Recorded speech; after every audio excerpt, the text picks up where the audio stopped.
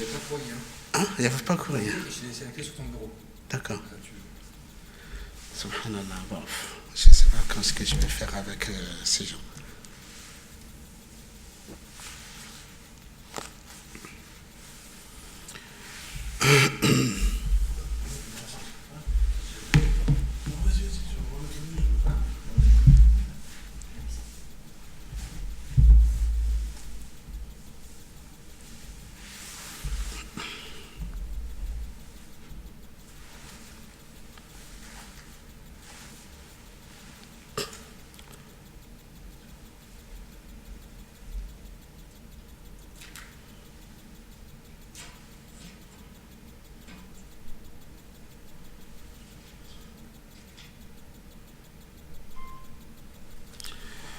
بسم الله الرحمن الرحيم الحمد لله رب العالمين الحمد لله حمدا كثيرا طيبا مباركا فيه كما يحب ربنا ويرضاه يا ربنا لك الحمد كما ينبغي لجلال وجهك وعظيم سلطانك فلك الحمد حتى ترضى ولك الحمد إذا رضيت ولك الحمد بعد الرضا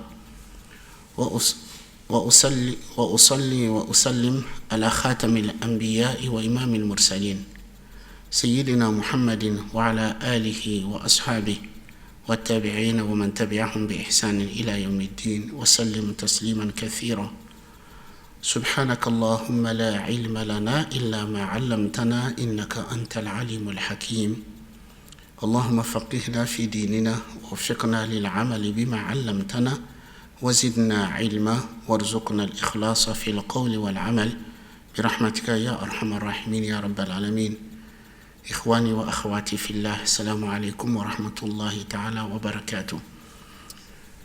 Mes chers frères et sœurs, comme depuis le confinement, nous avons l'habitude de se rencontrer vendredi pour se rappeler, car le vendredi, c'est un jour très important pour nous. Et aussi, le musulman, la musulmane a besoin d'avoir un moment de rappel. Alhamdulillah, par la grâce d'Allah subhanahu wa ta'ala, même si aujourd'hui, il y a beaucoup de frères, beaucoup de sœurs qui essayent à travers les moyens de communication aujourd'hui, les réseaux sociaux, avoir des moments de rappel. Nous avons voulu, notamment pour les fidèles de la mosquée de Dessines, entretenir cette relation au moins hebdomadaire. Certes, ça ne remplace pas la prière de Jumu'ah, mais néanmoins un moment de rappel. Et cette épreuve que l'humanité est en train de traverser, qu'Allah subhanahu wa ta'ala nous enlève cette épreuve et que Allah nous préserve, qu'Allah nous épargne. Et aussi ceux et celles qui ont été atteints par cette maladie, j'implore Allah subhanahu wa ta'ala de leur accorder un parfait, un prompt rétablissement. Et ceux qui ont perdu un être cher à eux, que Allah leur accorde son pardon, sa grâce et sa miséricorde, qu'Allah les accueille au paradis, Inch'Allah, qu'Allah nous donne la patience et qu'Allah nous donne la récompense de ceux qui placent leur entière confiance à leur Seigneur et ceux qui s'en remettent totalement à Allah subhanahu wa ta'ala. J'ai voulu que le rappel d'aujourd'hui soit sur la préparation du mois de Ramadan. Parce que ce mois, ça arrive à grands pas. Il n'y a que quelques jours qui nous séparent de l'arrivée du mois de Ramadan. Même si cette année, nous allons accueillir le mois de Ramadan dans une condition exceptionnelle, cela n'empêche pas qu'on s'y prépare pour pouvoir en profiter le maximum possible. Parce que le mois de Ramadan, c'est une occasion unique dans l'année. C'est une grâce d'Allah subhanahu wa ta'ala. C'est une grande faveur d'Allah subhanahu. C'est une grande faveur d'Allah que Allah nous accorde de vivre le mois de Ramadan.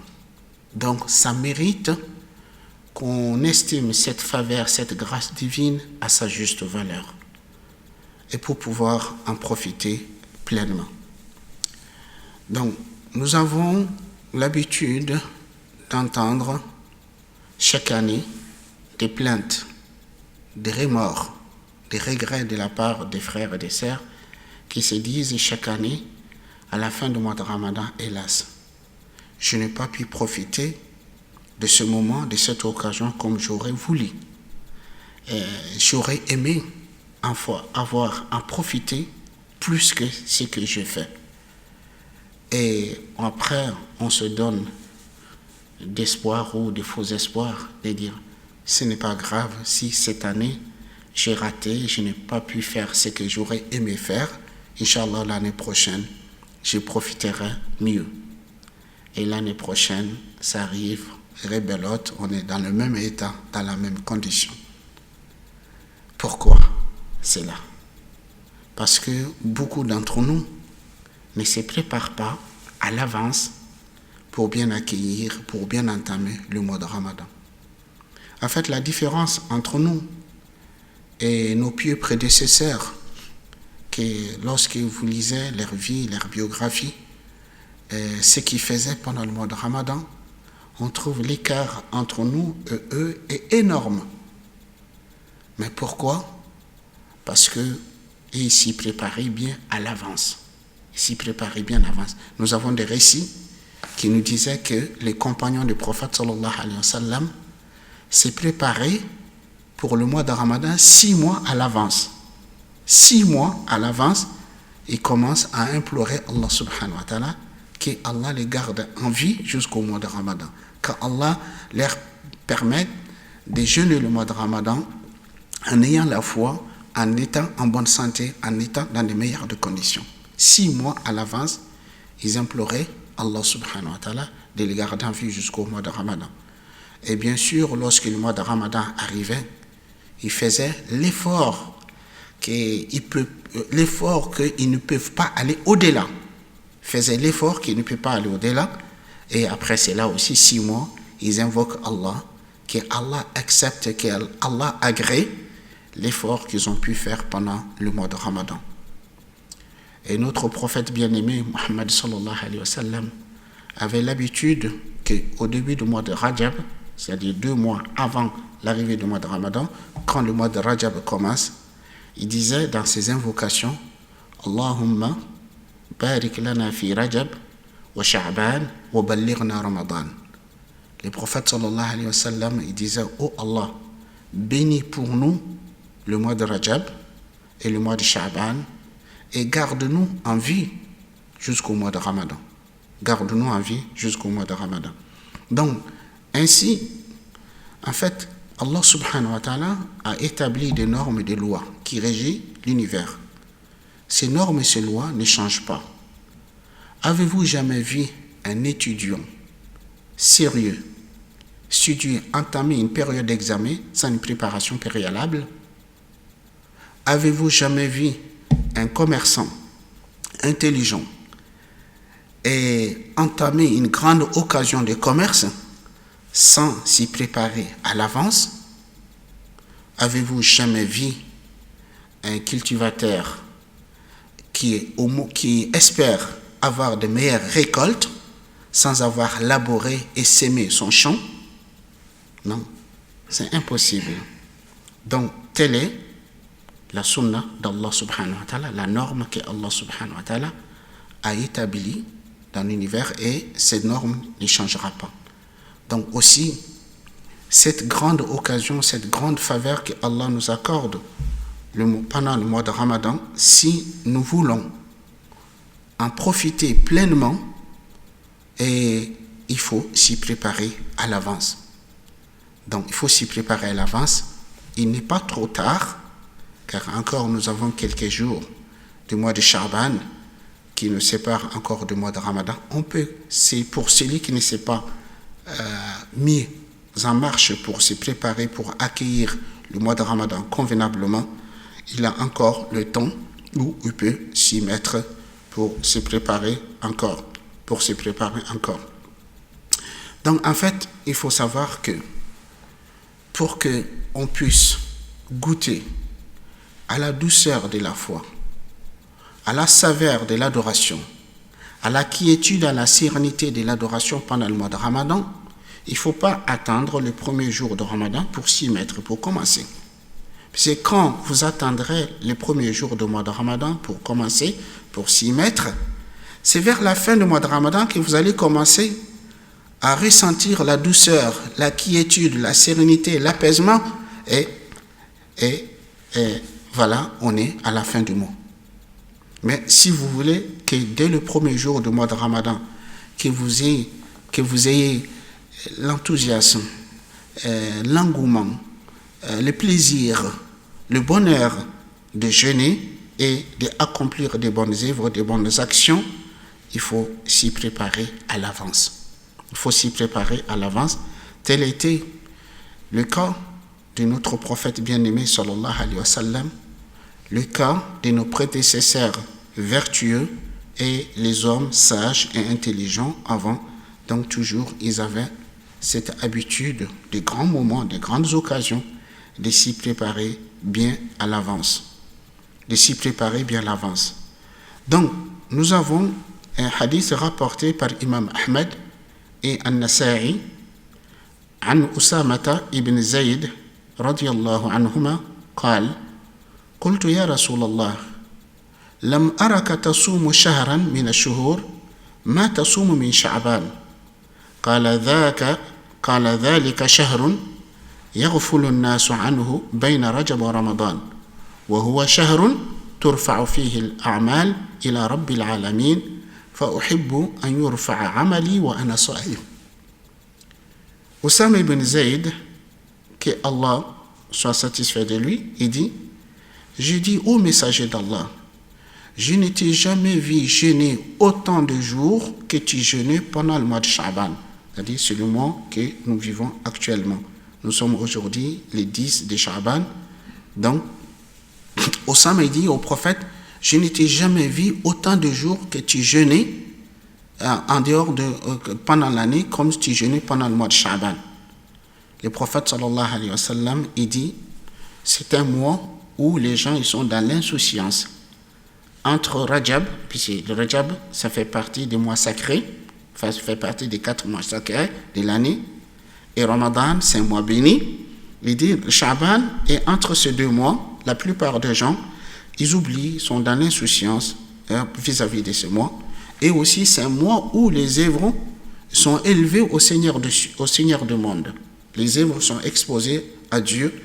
Et j'aimerais que mes œuvres soient exposées à Dieu en état de jeûne. En état de jeûne. Donc, en fait, les prophètes, sallallahu alayhi wa sallam, comme on verra dans d'autres hadiths qui nous montrent que le prophète, sallallahu alayhi wa sallam, il s'est préparé avant. Ibn Rajab, rahimahullah, dans son ouvrage, Lata'if al-Ma'arif, il parle de l'intérêt, l'importance de faire vivre des moments où la plupart des gens ils sont dans l'insouciance. Il dit l'intérêt de cela, il dit car dans Ibn Rajab radiyallahu anhu يقول في إحياء الوقت المغفول عنه فوائد منها أن يكون أخفى وإخفاء النوافل وإسرارها أفضل ومنها أنه أشق على النفوس لقلة الموافقين ومنها أن المنفرد بالطاعة من أهل المعاصي والغفلة قد يدفع البلاء عن الناس بسببه فكأنه يحميهم ويدفع عنهم. Donc Ibn Rajab il dit au sujet du moment où la plupart des gens ils sont dans la distraction, sont dans l'insouciance, ils sont dans l'oubli, faire vivre ce moment dans l'adoration, il dit a beaucoup d'intérêts, a beaucoup de bienfaits. Il dit parmi ces bienfaits, c'est plus discret, puisque c'est un moment où la plupart des gens ils sont préoccupés par autre chose. Donc la personne qui va profiter de ce moment-là pour accomplir des œuvres surrogatoires, en fait, il se rend en pleine distrait,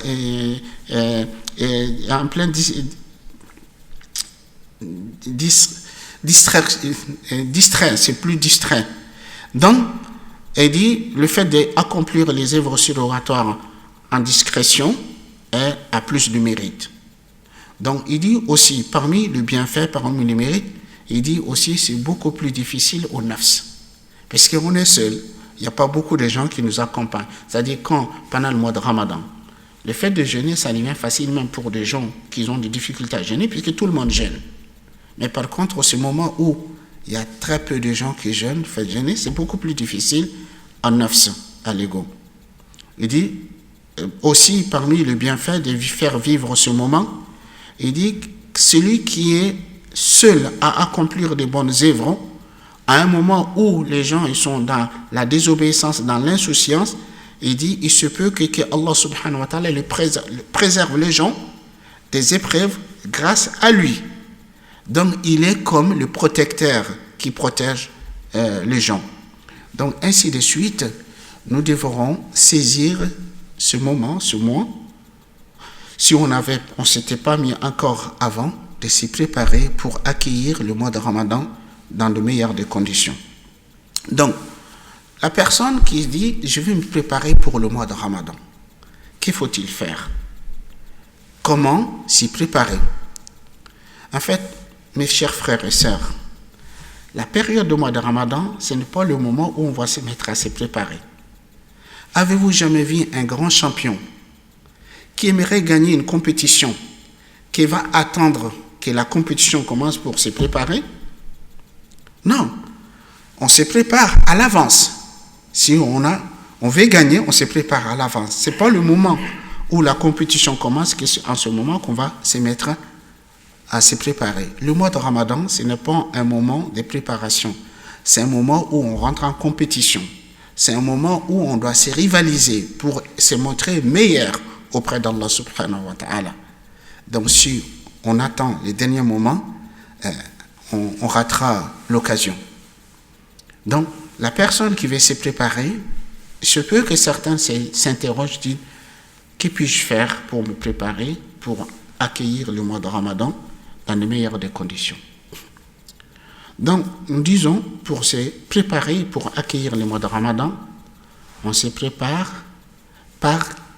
en s'entraînant à faire les meilleures œuvres, les meilleures actions qui nous permettent de gagner plus de points, qui nous permettent de gagner plus de hasanat. C'est ça, il faut s'y préparer pour qu'on soit habitué à accomplir ces œuvres. Si on s'interroge quelles sont les œuvres qui nous permettent de gagner plus de hasanat, plus de bonnes œuvres, de bonnes actions pendant le mois de Ramadan, premièrement, c'est le jeûne, le fait de jeûner. Exactement comme ce que les prophètes sallallahu alayhi wa sallam faisaient.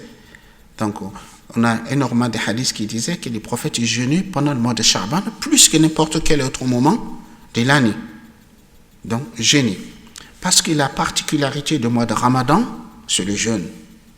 Allah subhanahu wa ta'ala a choisi ce mois, ce moment, pour nous prescrire le fait de jeûner pendant ce moment. Allah subhanahu wa ta'ala dit شهر رمضان الذي أنزل فيه القرآن هدى للناس وبينات من الهدى والفرقان فمن شهد منكم الشهر فليصم. Donc le mois de Ramadan que durant lequel Allah a choisi de révéler le Coran, de faire descendre le Coran comme une preuve évidente de la guidance et le discernement, et celui d'entre vous qui est présent durant ce mois, qu'il jeûne. Jeûner. La particularité du mois de Ramadan, c'est le jeûne.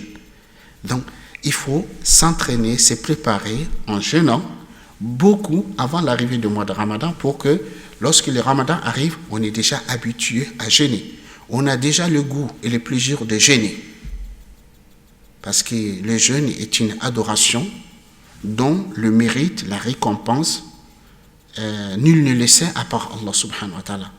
Dans le hadith qudsi, Allah subhanahu wa ta'ala dit kullu amali bin adam la al-hasanatu bi ashri amthaliha illa sawma fa innahu li wa ana ajzi bi. Il dit toute œuvre de fils d'Adam lui appartient. La bonne action est multipliée par 10. Il dit sauf le jeûne. Le jeûne m'appartient, c'est moi qui en rétribue la récompense. Il n'y a que Allah qui sait à combien Allah rétribue à ce serviteur le fait de jeûner. Et le prophète sallallahu alayhi wa sallam nous dit Man sama yawman fi sabilillah ba'ada Allahu bayna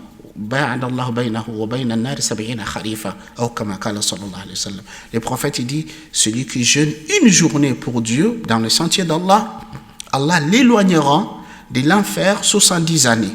Une journée de jeûne. Donc la meilleure action, c'est de jeûner. On se prépare par le fait de jeûner. Mais quand je dis jeûner, il faut savoir que beaucoup de gens, leur jeûne ne consiste que de s'abstenir de manger et de boire. C'est pas ça le jeûne. C'est pas ça le jeûne comme le prophète sallallahu alayhi wa sallam, il nous le dit. Imam Ghazali rahimahullah classifie les jeûneurs en 3 catégories.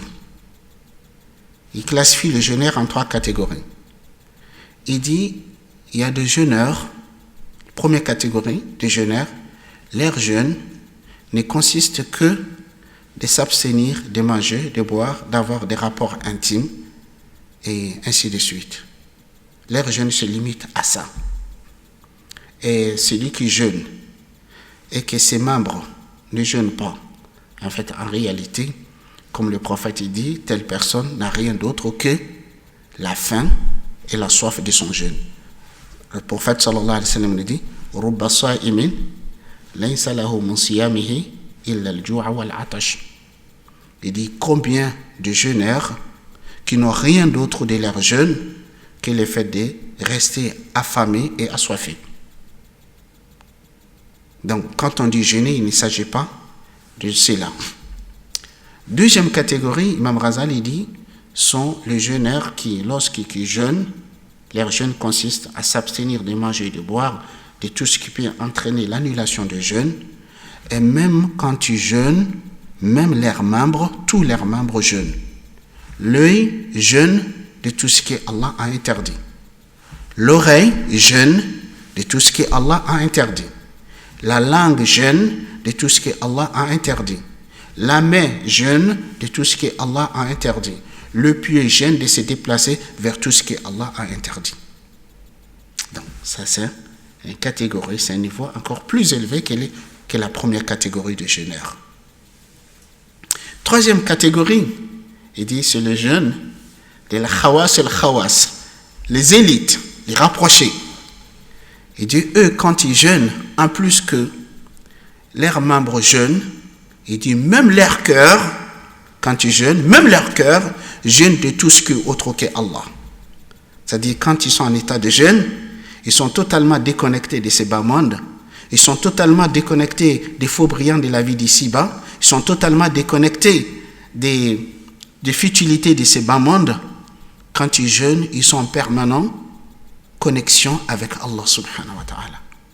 Ils sont dans le rappel d'Allah, dans le souvenir d'Allah subhanahu wa ta'ala. Leur préoccupation pendant qu'ils jeûnent, qu'est-ce que je peux faire de plus pour que Allah soit satisfait de moi, pour que Allah soit content de moi. Donc nous devrons nous entraîner pour que lorsque nous jeûnons, que notre jeûne arrive à ce niveau-là, à cette catégorie-là, que même si ce n'est pas toute la journée, mais au moins la majeure partie de la journée, qu'on est déconnecté des futilités de ces bas mondes, qu'on est connecté avec Allah. Mais malheureusement, aujourd'hui, beaucoup de personnes qui n'ont pas compris grand-chose de l'islam et des messages de l'islam, de l'enseignement de l'islam, ils ont fait du mois de Ramadan le mois des festivités, le mois des plats variés.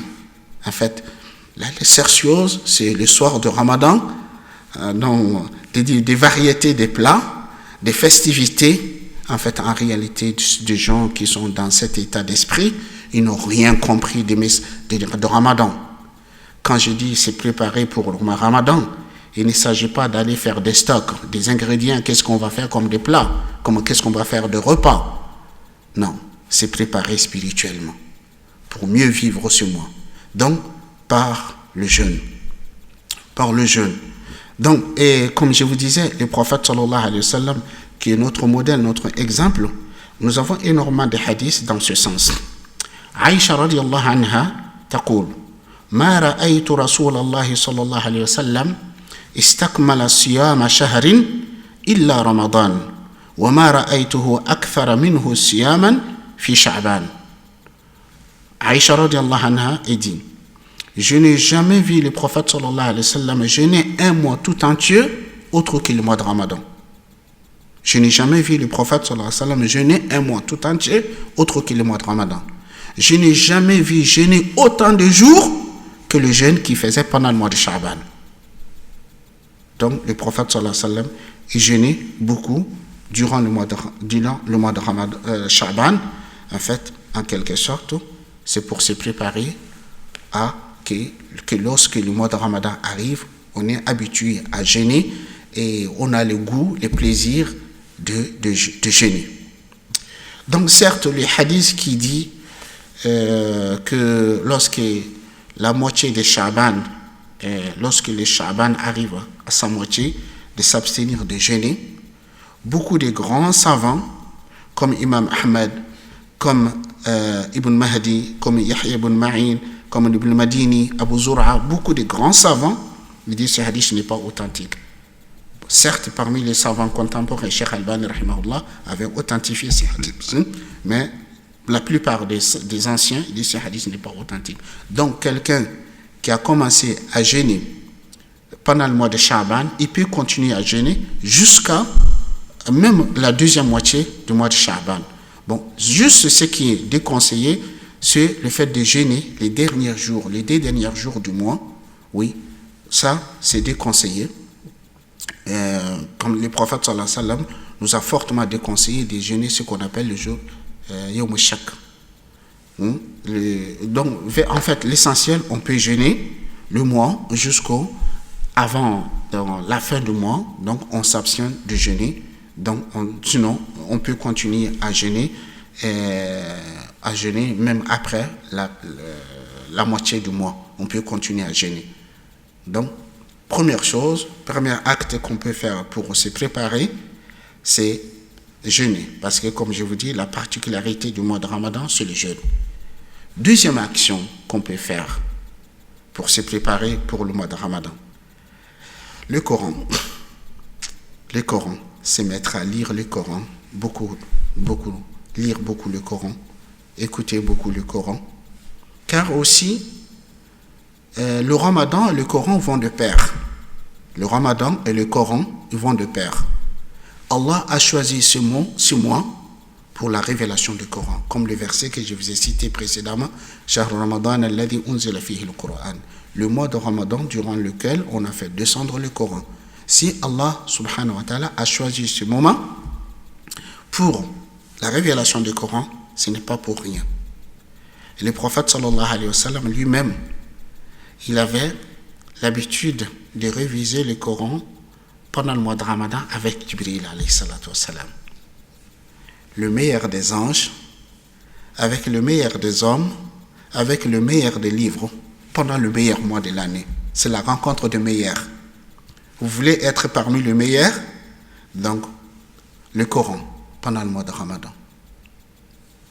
Le Coran, pendant le mois de Ramadan, le prophète sallallahu alayhi wa sallam nous dit que le Coran, le Ramadan et le Coran intercéderont au jour du jugement dernier en faveur des serviteurs.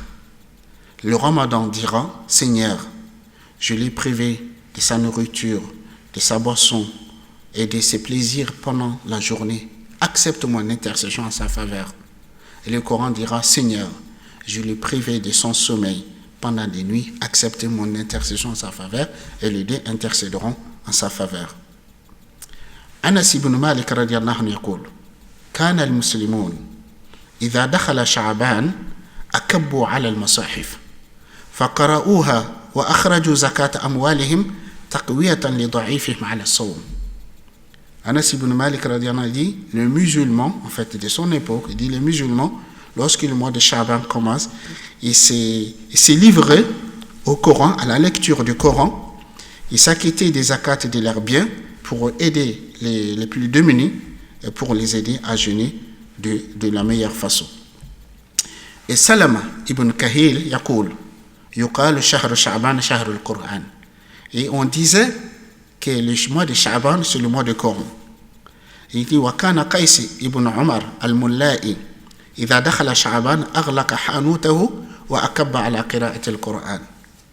Il dit, Qais ibn Amr al-Mulla'i, c'est un commerçant. Lorsque le mois de Shaban arrive, il fermait la boutique. Il fermait sa boutique et s'est livré à la lecture du Coran. Donc, ainsi de suite. Les anciens, donc c'était comme ça. S'y préparer. Donc déjà, s'ils ont cette attitude pendant le mois de Shaban, vous pouvez imaginer comment ils sont avec le Coran pendant le mois de Ramadan. Donc, troisième chose qu'on peut faire pendant le mois de Shaban pour se préparer pour accueillir le mois de Ramadan, al-ikthar min dhikrillahi ta'ala. Le fait de faire pratiquer beaucoup de dhikr, beaucoup de rappels d'Allah, al-istighfar, la demande de pardon, at-tahlil, le fait de dire beaucoup la ilaha illallah pour renouveler notre iman. Le prophète sallallahu alayhi wa sallam, il dit innal imana la yakhlaq fi jawfi ahadikum kama yakhlaq ath-thawb jaddidu imanakum. قالوا كيف نجدد إيماننا يا رسول الله قال أكثروا من ذكر لا إله إلا الله. Il dit la foi s'use dans le cœur de l'un d'entre vous comme le vêtement s'use à force de le porter et finit par s'user. Il dit renouvelez votre foi. Ils ont dit comment pourrons-nous renouveler notre foi? Il dit répétez abondamment la ilaha illallah. Donc le fait de faire beaucoup de dhikr, la demande de pardon, les différentes formules de dhikr qu'on sait, at-tasbih, at-tahlil, al-istighfar, ainsi de suite. Donc on fait beaucoup de dhikr pour qu'on soit dans... En fait, c'est dhikr qui nous permet d'être connectés avec Allah subhanahu wa ta'ala. Allah subhanahu wa ta'ala, il nous dit dans le hadith qudsi, ana inda dhanni abdi bi wa ana ma'ahu idha dhakarani. Je serai conforme à l'opinion que mon serviteur s'est fait de moi et je suis avec lui quand il se souvient de moi. Imam Ghazali, il dit troisième catégorie des jeûneurs, quand ils jeûnent, ils sont déconnectés de tout qui est avec Allah. Vous voulez être connecté avec Allah? Les réseaux qui vous connectent avec Allah, c'est dhikr. C'est pas Free, ni SFR, ni Bouygues, ni autre. Vous voulez être connecté avec Allah par la voie des dhikr. Donc, dhikr. Et aussi, quatrième chose qu'on peut faire pour se préparer pour le mois de Ramadan, vous savez aussi que les prières nocturnes pendant le mois de Ramadan, aussi, c'est l'une des œuvres les plus méritoires. Les prières pendant la nuit. Cette prière que beaucoup de gens ils font pendant le mois de Ramadan, en fait, c'est l'ambiance qui les porte. Ils sont là, en réalité, ils prient dans la distraction, dans l'insouciance. Le prophète sallallahu alayhi wa sallam dit Rubba qa'imin laysa lahu min qiyamihi illa as-sahar. Il dit combien de gens qui prient la nuit, qui n'ont rien d'autre que le fait de rester éveillés. Ils n'ont rien d'autre de la prière nocturne que le fait de rester éveillés. Mais vous voulez faire cette prière autrement, il faut s'y préparer à l'avance. Il faut s'y préparer à l'avance. Donc prier, maintenant pendant le mois de Shaban, se lever la nuit pour prier. Et qiyam al-layl, comme le prophète sallallahu alayhi wa sallam dit, alaykum bi qiyam al-layl, fa innahu da'bu as-salihin qablakum. Il dit, je vous recommande, je vous incite à prier la nuit, car c'est les bonnes habitudes de vertu avant vous.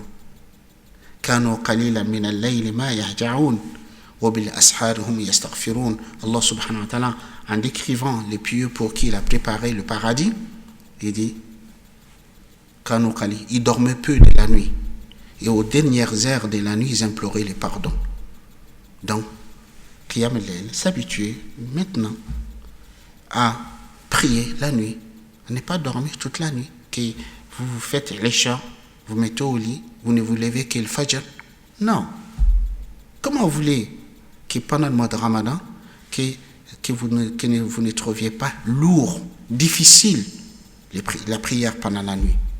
Mais par contre, si dès maintenant vous commencez à vous entraîner, à vous habituer à faire quelques rakats pendant la nuit, et au fur et à mesure vous allez persévérer, le mois de Ramadan arrive, vous êtes déjà habitué à prier la nuit.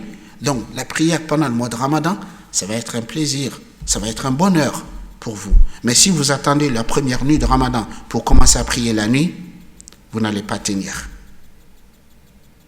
Donc, il faut s'y préparer dès maintenant. Donc aussi, dernière chose que je peux recommander à ce sujet, c'est as-sadaqa, l'aumône. Faire preuve de charité, faire preuve de générosité, donner pour plaire à Allah. Car le prophète sallallahu alayhi wa sallam, comme Ibn Abbas radiallahu anhu, il nous dit, Kana Rasulullah sallallahu alayhi wa sallam ajwad al-nas. Wa kana ajwad ma yakun fi Ramadan. Hina ya'tihi Jibril yudarisuhu al-Qur'an. Fala Rasulullah sallallahu alayhi wa sallam ajwad bil khayr min al-rih al-mursal. Ibn Abbas radiallahu anhu dit, le prophète sallallahu alayhi wa sallam était le plus généreux des hommes. Était encore beaucoup plus généreux pendant le mois de Ramadan, le moment où Jibril venait étudier le Coran avec lui. Il dit, certes, les prophètes sallallahu alayhi wa sallam étaient plus généreux pendant le mois de Ramadan que le vent qui souffle. C'est-à-dire, sa générosité, sa bienveillance et sa bonté touchaient tout le monde. Car quand le vent souffle, ça n'épargne rien. Ça souffle surtout, donc le prophète sallallahu alayhi wa sallam était ainsi. Donc, il nous est recommandé de faire beaucoup de sadaqa, de l'aumône pendant le mois de Ramadan, parce que le prophète sallallahu alayhi wa sallam nous dit sadaqat sirr tudfi ghadab ar-rabb. Il dit l'aumône discret éteint la colère du Seigneur. Donc si on veut qu'on ait la facilité de donner pendant le mois de Ramadan, il faut commencer à donner, mais dès maintenant, il faut s'habituer, parce que c'est vrai, le bien c'est quelque chose qui l'être humain est très attaché et on aime. Allah nous dit vous avez un amour ardent pour les richesses. Si on veut il faut donner, et en plus aussi, plus on va donner, Allah nous dit ce que vous dépensez de bien, il vous le remboursera. Il est le meilleur des donateurs. Donc c'est vrai, on constate, on voit dans le monde que les musulmans à travers le monde pendant le mois de Ramadan sont beaucoup plus généreux et donnent avec largesse. Oui, c'est très bien, parce que c'est un moment réellement où le fait de donner a plus de mérite auprès d'Allah, mais aussi ça fait partie des choses, quand si on veut cette facilité, il faut commencer dès maintenant. Donc voilà quelques pistes, quelques recommandations pour se préparer, pour bien accueillir le mois de Ramadan dans de meilleures des conditions et aussi pour pouvoir en profiter. En réalité, celui ou celle d'entre nous qui se prépare avant le mois de Ramadan, qui entame le mois de Ramadan dans une bonne condition, bien sûr, il va vivre le mois de Ramadan pas comme les autres.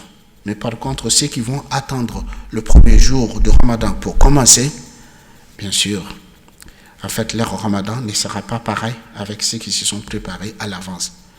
Donc nous implorons Allah subhanahu wa ta'ala, par sa grâce et sa miséricorde, que Allah nous garde en vie jusqu'au mois de Ramadan, en ayant la foi, en étant en bonne santé et dans de meilleures de conditions pour pouvoir saisir et profiter de cette faveur, de cette grâce divine. Allahumma ya Allah, ya Hayyu ya Qayyum, ya Dhal Jalal wal Ikram, يا ذا العرش المجيد يا فعالا لما يريد يا عالم الغيب والشهادة يا رحمن يا رحيم نسألك برحمتك الواسعة التي وسعت كل شيء أن ترحمنا وتغفر لنا. اللهم يا الله بلغنا رمضان. اللهم يا الله بلغنا رمضان بمنك وكرمك وإحسانك ونحن نتمتع بالإيمان والصحة والعافية. اللهم وفقنا لصيام رمضان وقيامه واجعل أعمالنا خالصة لوجهك الكريم. اللهم ارزقنا الإخلاص في السر والعلانية. اللهم ارزقنا الإخلاص في السر والعلانية. اللهم ارزقنا الإخلاص في السر والعلانية وفي القول والعمل. اللهم وفقنا لما تحب وترضاه. اللهم وفقنا لما تحب وترضاه. اللهم وفقنا لما تحب وترضاه. اللهم يا الله إنا عبيدك وبنو عبيدك بنو إمائك نواصينا بيدك ماض فينا حكمك عدل فينا قضاؤك. نسألك اللهم بكل اسم هو لك سميت به نفسك أو أنزلته في كتابك أو علمته أحدا من خلقك أو استأثرت به في علم الغيب عندك أن تجعل القرآن العظيم ربيع قلوبنا ونور صدورنا وجلاء حزاننا وذهاب همومنا وغمومنا. اللهم يا فارج الهم، يا كاشف الغم، ويا مجيب دعوة المضطرين، رحمن الدنيا والآخرة ورحيمهما، أنت ترحمنا. اللهم ارحمنا برحمة من عندك تغنينا بها رحمة من سواك. اللهم ارفع عنا البلاء، اللهم ارفع عنا البلاء، اللهم ارفع عنا البلاء. اللهم إنا نعوذ بك من زوال نعمتك وتحول عافيتك وفجاءة نقمتك وجميع سخطك. اللهم إنا نعوذ بك من البرث والجزام والجنون وسيء الأسقام. اللهم ارفع عنا البلاء، اللهم ارفع عنا البلاء. اللهم إنا نسألك العفو والعافية والمعافاة الدائمة في الدين والدنيا والآخرة. اللهم استر عوراتنا وآمن روعاتنا. اللهم احفظنا في أموالنا وفي أهلنا وفي أولادنا. اللهم احفظنا من بين أيدينا ومن خلفنا وعن أيماننا وعن شمائلنا ومن فوقنا، ونعوذ بعظمتك أن نغتال من تحتنا يا أرحم الراحمين يا رب العالمين. اللهم ارحمنا، اللهم اغفر لنا ولوالدينا وارحمهم كما ربونا صغارا. اللهم اغفر للمؤمنين وللمؤمنات وللمسلمين والمسلمات الأحياء منهم والأموات برحمتك يا أرحم الراحمين يا رب العالمين. اللهم يا الله يا حي يا قيوم يا ذا الجلال والإكرام، إنا نعوذ برضاك من سخطك وبمعافاتك من عقوبتك، وبك منك لا نحصي ثناء عليك، أنت كما أثنيت على نفسك فلك الحمد حتى ترضى. اللهم صل وسلم وبارك وانعم على عبدك ورسولك محمد وعلى آله وصحبه وسلم تسليما، والحمد لله رب العالمين. والسلام عليكم ورحمة الله.